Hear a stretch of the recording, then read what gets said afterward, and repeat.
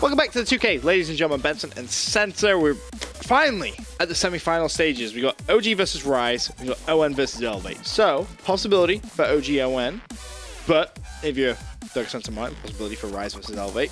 Delusional. But we're actually in the ON versus eLevate game after what can only be described as the biggest delay of all time.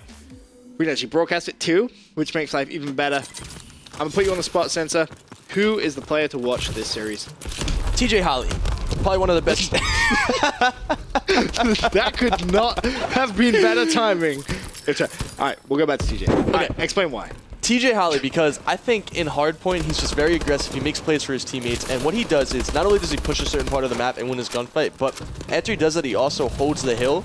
So he puts his teammates in a really good spot. Once he's dead, his teammates can just pick up 2 pieces, get on the hill. I think TJ is a really, really solid hardpoint player. So I'm going to say TJ. Well, we heard earlier on, Slack drop. Was it 57 kills? Yeah. 57 and a half. That's a lot of kills, man. It doesn't matter if you're playing against bots. There's still a lot of kills to pick up. Like, when you think about it, there's a lot of kills per minute. But anyway, we will see who's going to win this game. Hardpoint solo, of course, game number 1 here in the semi-finals. We'll let you know when that Rise OG game starts up. You can see that over on the right-hand side. But this one, I think, has more potential to go the distance. Maybe game 5, maybe more likely a game 4. But it's possible. We'll see. So like you saw on that first hill, it just went back and forth. You really normally see that on the first hill on that map. It's all going to come down to who gets the spawns in this hill. And it seems that eLevate actually has the spawns currently. OpTic Nation fighting from the backside of the hill. Just going to keep trading kills back and forth, back and forth. Llama got in Slack, picked up 2. So they're going to be holding this hill, and they're going to extend on their lead 32-14. So for some of the new viewers that often come in and watch the coverage of the 2K, explain why eLevate had the favorable spawn, or why that current spawn is considered the favorable spawn for the second hardpoint. Okay, so if you spawn up top and the other team spawns down low, that means that you're forcing the other team to come to you on the hardpoint. You're basically spawning right there, and if you're up top and the other team's on the hill, the spots that you can come from are middle cut. You can go through the middle, go through middle cut. You can go bottom maps, you can go top maps, and you can go on the streets. There's 4 different ways you can attack from. When you have the top spawn, you're pushing them from the bottom, there's really only 2 spots they can come from. They can come from middle cut, but you could have 1 guy watching that. So if you have 1 guy watching middle, they can only come from your catwalk, and then your bottom be searched. So it's a lot more advantageous to hold the top spawn on the map. Makes sense. You can see eLevate managed to get that rotation early as well. 47 to 27 point lead.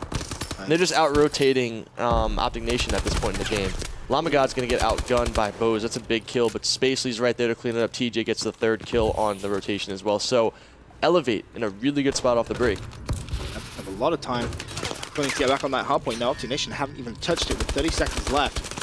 Finally, Miracles tries to break in. Killer there to trade the kill though. So they get a little bit of control. What time do you reckon is sort of key in terms of time left on this hardpoint to start rotating towards the next one? Any second now. I think Killa, you know, he just died. I think when he respawns, you just rotate straight to the next hardpoint. Killa looks like he spawned right on the hill, but everyone else seemed to be rotating, so Killa's just going to rotate as well. Really smart plays. Both teams are rotating early. Both teams are trying to hold position on the map. Actually, OpTic Nation took away a little bit of that lead in that last hill. It's now a 20-point lead, and they also have this hill as well. Big kill. Llama God killing Ricky, headshot. TJ's going to get another kill with the bow. 4 and 11 to start things off. Yeah, that's not too good, Benson. Yes. Triple negative isn't the best start for a game. But especially for a player like Ricky too, who you kind of feel he's going to be needing to win those gunfights. Right. For him to have a chance of coming back to this game. It's still a close game. 69 to 52. Definitely. I mean, you're looking at the scoreboard right now, and you see Bo 16, Mirror 13, Killa 14, then Ricky 5. I mean, it doesn't look that good, but at the end of the day, yeah, Killa just got absolutely world start right there. But at the end of the day, the game's closing in. I mean, they're coming back slowly but surely. Ricky's starting to end up picking up 2 pieces, opening up the map for his team, and now it's a 14-point game. This is really anyone's game at this point in time. Bose, except 1, waiting for another player to be pushing, finds the 2nd. Nice plays coming out of Money B, killer on that hard point. I'm just trying to think, is anyone running up? Oh, all right, Miracles is going to be the bow player. What do you think of that? I always found Miracles and Killer as submachine gun players. Exactly, I was going to say the same thing. I mean, he's playing pretty well, 15 and 12, can't really fault it too much. Argue, you know, they've been out-rotated a few times. That would be really the standout thing for me with this squad right now, is just focus on those rotations in the second hill, because, I mean, oh, sorry, second rotations of hard points, because they have the lead now, 76-75. But if they'd rotated earlier on the 2nd and 3rd hard point, oh, sorry, the 3rd and 4th hard point, they win this game. Now, I understand that I'm a player and you're a caster, but what's your perspective on players changing their roles throughout Call of Duty titles? If you look back at Black Ops 1, you saw Parasite really running that anchor role, and now he's more of an objective player. Yeah. Miracles was a submachine gun back in Black Ops 1, and Killer was a submachine gun. Now, they're more of like ARs and hybrids. What do you think of that? So, for me, it depends on, first of all, who you're playing with. The squad that you're playing with. If you're playing with players who are better SMG players than you, then maybe you have to be like, all right, well, I'm going to try and take, or a better BAL player, for example. That's more likely the scenario. Then that's where you kind of have to go, yeah, all right, I accept it. But then you look at a squad like OpTic Nation where Killer is still using the BAL, and it's like, doesn't make sense. That's just the way I feel, at least. I don't think that makes sense. Get that meme. This doesn't add up. Right. I mean, I don't know. It's a weird decision. But again, you know, ultimately it comes down to the players and how they feel comfortable. I mean, if Karma feels better with an ASM-1, then so be it. But I would have always thought, give him a BAL in his hand, it's gonna be like pure destruction. You think so? Yeah, definitely. Especially Killer and Miracles SMGing on those hills, just slaying, doing what they do best, and then Karma backing them up with a BAL. Very much like kind of OpTic Gaming's playstyle in a way. You know, Formal with the BAL, and you got Primus coming with the SMGs. Obviously, Primus gonna be definitely better players in terms of gun skill, but still, it'd be a similar format. See, I don't really agree too much about like the best BAL, the best SMG. I just think it's about the player.